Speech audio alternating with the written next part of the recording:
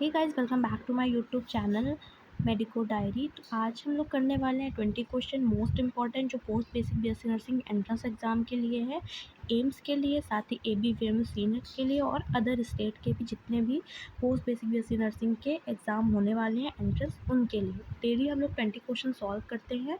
तो अगर आप लोगों ने अभी तक मेरे चैनल को नहीं सब्सक्राइब किया है तो जल्दी से जाके सब्सक्राइब कर दीजिए, साथ ही बेल आइकन्स को भी दबा दीजिए।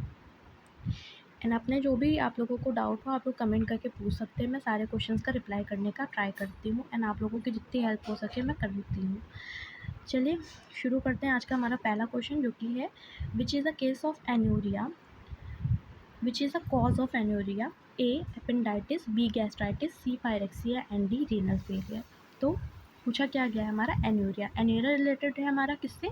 ब्लैडर से। ठीक है, ब्लैडर मतलब यूरिन से हमारा रिलेटेड है एन्यूरिया। ठीक है, अब जब भी हमें यूरिन से रिलेटेड कोई प्रॉब्लम होता है तो डेफिनेटली वो हमारा किडनी यानी कि रीनल में आता है। तो इससे हम लोग ऑप्शन डी जो है हमारा वही आंसर हो जाएगा। और हम लोग इस हिसाब से अंदाज़ा भी लगा सकते हैं, अगर हमें एग्जाम में कभी नहीं समझ में आ रहा है तो अगर यूरिन से रिलेटेड कोई प्रॉब्लम हो रही है तो ब्लैडर में भी हो सकता है, ऐसा नहीं कि ब्लैडर में नहीं होगा, बट ज़्यादातर जो मोस्ट ऑफ द केस होते हैं उनमें हमारा किडनी से रिलेटेड ही होता है। तो हम लोग इसमें रीनल फेलियर जो है हमारा ऑप्शन, इसे हम लगा देंगे। चलिए नेक्स्ट क्वेश्चन की बात करें हम। The arterial blood gas ABG analysis report shows that a decrease bicarbonate level and pH value denote. तो यहाँ हमारे ऑप्शन दिए हुए हैं, respiratory acidosis, metabolic acidosis, respiratory alkalosis या मेटाबॉलिक एल्कलोसिस। तो हमारा यहाँ पे आंसर हो जाएगा मेटाबॉलिक एल्कलोसिस यानी कि बी। नेक्स्ट क्वेश्चन है हमारा, which one of the following is entities is not include in COPD। COPD का मतलब है coronary chronic obstructive pulmonary disease. ठीक है, तो इसके हमारे दिए हुए ऑप्शन, ए अस्थमा, बी क्रोनिक ब्रोंकाइटिस, सी एम्फाइसमा, डी निमोनिया। तो हमारा जो निमोनिया होता है वो इसमें COPD में नहीं होता है। नेक्स्ट क्वेश्चन है जो हमारा वो है, an overgrowth of the bones and soft tissue is seen in acromegaly, Cushing syndrome, goitre and tetany. तो इसमें हमारा एक्रोमेगाली हो जाएगा। नेक्स्ट क्वेश्चन है हमारा, in which condition the projectile vomiting is seen. तो ऑप्शन दिया हमारा ड्यूडेनल अट्रेक्सिया, एंथोसिक्पेशन, मेगाकोलोन या पायलोरिक स्टेनोसिस। तो इसमें हमारा ऑप्शन हो जाएगा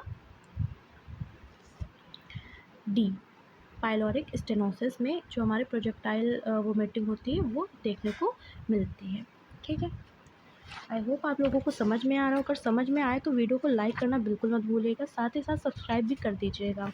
एंड कोई प्रॉब्लम हो रही हो तो आप लोग मुझे कमेंट करके भी बता सकते हैं। एंड जो शॉर्ट्स वीडियो उनमें भी देखते रहिया करिए, जिसमें मैं डेली एक क्वेश्चन अपलोड करती हूँ। अगर आप लोग भी उसका कमेंट करेंगे तो आप लोगों को भी बहुत ज़्यादा हेल्प होगी। ओके, नेक्स्ट क्वेश्चन है हमारा, which among the following is also called otitis externa. ठीक है, तो इसमें हमारे ऑप्शन दिए हुए हैं, parietal bone osteomyelitis, frontal bone osteomyelitis, occipital bone osteomyelitis या टेम्पोरल बोन ऑस्टियोमाइलिटिस। तो हमारा ऑप्शन डी, क्योंकि ओटाइटिस मीडिया कहाँ, ओटाइटिस एक्सटर्ना कहाँ पे होता है? ईयर में। ठीक है, और ईयर के पास में हमारी कौन सी बोन होती है? Temporal bone. ठीक है, तो ये हमारा ऑप्शन हो जाएगा। नेक्स्ट क्वेश्चन है हमारा, which one of the following is a method for effective control of pain in post-operative patient and those which with chronic pain? ए है पेरेंटल रूट, बी है हमारा ट्रांसफ्यूजल, सी है हमारा इंट्रास्पाइनल रूट एंड लास्ट है हमारा ट्रांसडर्मल रूट। ठीक है, तो हमारा इसमें ऑप्शन हो जाएगा डी, ट्रांसडर्मल रूट। चलिए नेक्स्ट क्वेश्चन की बात करें हमारे, तो HELLP syndrome is a complication of leukaemia, hepatitis, preeclampsia and AIDS. तो ये हमारा प्रीक्लेम्सिया का कॉम्प्लिकेशन है। नेक्स्ट क्वेश्चन है हमारा, malignant tumour of the testis is known as. ये क्वेश्चन मैंने पहले भी करवा रखा है, अगर आप लोगों ने नहीं देखा है तो देख लीजिए, और जिन्होंने देखा हुआ है क्वेश्चन उन्हें ये आंसर पता होगा। अगर नहीं पता है तो एक बार मैं फिर से बता देती हूँ। तो पहला ऑप्शन है हमारा मेलानोमा, बी है सेमिनोमा, सी है lymphoma and the last Williams tumour. तो हमारा आंसर हो जाएगा सेमिनोमा। एंड नेक्स्ट क्वेश्चन है हमारा, which of the following is a classic presenting symptom of retinoblastoma. ठीक है, ये क्वेश्चन भी मैंने पहले करवाया हुआ है। अगर आप लोग पहले से क्वेश्चन देख रहे हैं तो आप लोगों को भी इसका आंसर पता होगा। चलिए, तो पहला है ब्रूसफील्ड स्पॉट्स, बी है ब्रुडजिंस्की साइन, सी है cat eye reflex and D है रिट स्टर्नबर्ग सेल। तो ये तो हमारा मेनिंजाइटिस का है, ये वाला साइन, तो ये तो हो ही नहीं सकता। तो हमारा सी कैट आई रिफ्लेक्स जो है इसका आंसर होगा। चलिए नेक्स्ट क्वेश्चन की बात करें। What is the use of cystometrogram? Measure the urine volume in a single voiding, evaluate the bladder tone and sensation of the feeling, record electrical activity within the muscle, evaluate the structure function of effusion of a kidney। तो हमारा यहाँ पे answer जो होगा वो होगा B. जो सिस्टोमेट्रोग्राम होता है उसमें ब्लैडर का जो टोन होता है वो सेंसेशन जो फीलिंग होती है उसको मेज़र करता है। तो ये हमारा सिस्टोमेट्रोग्राम का काम हो गया। ठीक, चलिए नेक्स्ट क्वेश्चन है हमारा। Primary prevention aim to reduce the number of cases of disease, complication of the disease, prevalence of disease या incidence of the disease। तो हमारा लास्ट जो ऑप्शन है यहाँ पे D, incidence of the disease होता है। प्राइमरी प्रिवेंशन होता है, एम होता है किसी चीज़ को रिड्यूस करने का।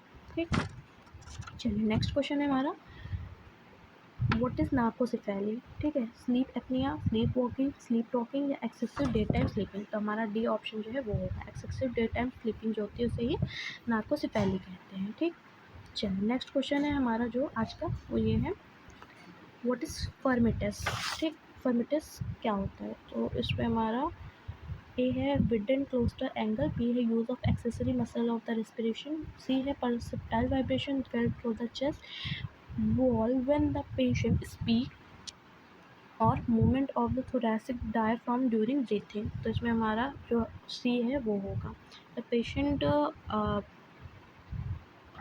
पेशेंट जब बोलता है उसे फील होता है चेस्ट में वाइब्रेशन जैसा, तो उसे हम फर्मिटस कहते हैं। ठीक, चलिए नेक्स्ट क्वेश्चन की बात करें। The removal of the fluid from the pleural sac drain fluid और identify the content of the fluid is called thoracentesis, villus sampling, amniocentesis या पेरिकार्डियोसिंथेसिस। तो हमारा ए, प्लूरल सैक जो होता है कहाँ पाया जाता है? लंग्स में पाया जाता है हमारा।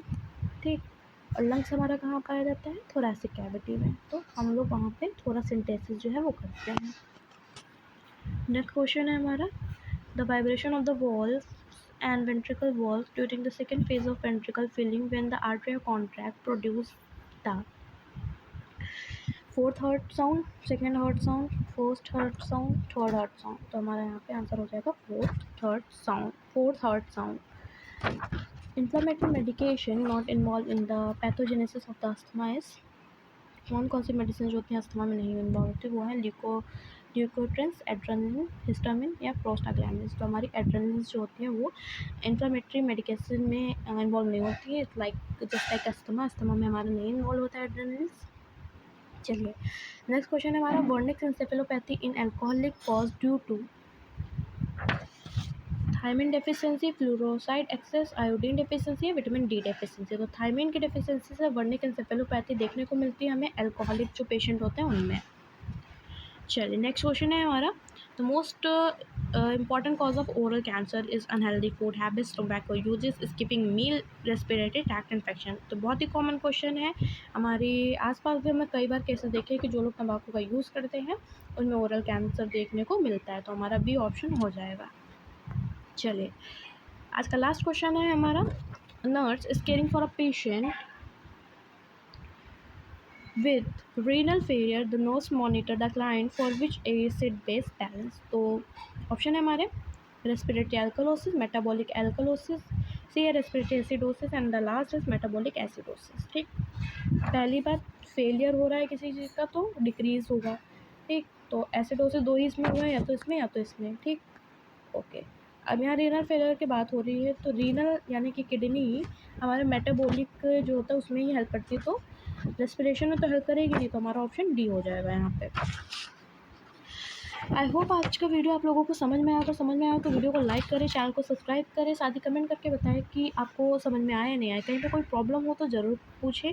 साथ ही मेरा जो इंस्टा पेज है उसको भी आप लोग फॉलो करें। मेरे पेज का नाम है मेडिकल ड्रीम्स 1717।